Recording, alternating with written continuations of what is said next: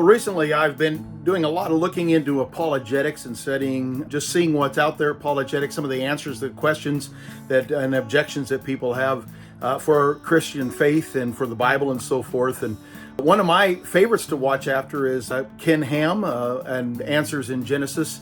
But I've also been interested in things that John Lennox is saying and Frank Turek, especially. I've been watching them. I think it's interesting. Ken Ham and Frank Turek, are both excellent apologists. Both of them have things that have been excellent answers and things that have been helpful to me in my own studies and in answering the objections of skeptics and lost people that I speak to.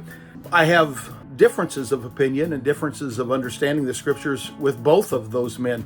Ken Ham is not a King James person, and especially he's not a local church person. He talks about the church, and he actually places a lot of blame on what he calls the church, and he almost makes it seem like his ministry is the answer to the problems to the church. And thinking about the universal invisible church, I am not a believer in the local or in the invisible church, but a believer instead in the local New Testament Baptist church. Turek has some things that I would disagree with as well. He's not a King James man. One of the most interesting things to me is that while so many of his arguments to skeptics, atheists, and those who are agnostics, so many of his answers seem very biblical and reasonable, but he will not take a position on the age of the earth. He sounds almost like an evolutionist in that place. So he says, here's the Bible answers all of these different questions.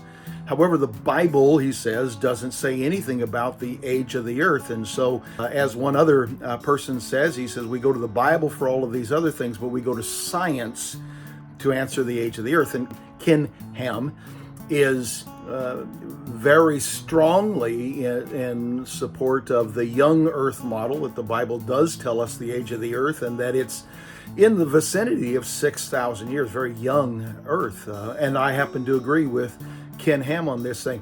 So just recently I saw a post where Ken Ham is saying that Frank Turek doesn't believe the Bible because he will take science's word for the age of the earth. And so in my mind, I'm thinking to myself, Ken Ham, Frank Turek are both men on the same side. They disagree in one area. And so here's one of the two men saying that the other one doesn't believe the Bible because he doesn't agree with him in a certain area. I don't agree with either one of them in some areas. And here's the way I look at that. The best of us see the Bible through a glass darkly. It is our responsibility to study the Bible for the best that we can, to understand the Word of God the best that we can understand it, and to teach it as we understand. I believe that we're supposed to do that, preach and teach the Word of God and give the answers as we understand them. But I don't believe there's a whole lot of reason to attack Bible believers who disagree with us. I get disappointed. I'm disappointed that Frank Turek won't take a young earth position. I'm disappointed that Ken Ham attacks the church. He will not see the local church, and he believes there's such a thing as a universal invisible church, and he spends so much time attacking the church. I'm disappointed in both of those. But I'm thankful also for those areas where their teaching, preaching, and apologetics is sound and helpful to the faith.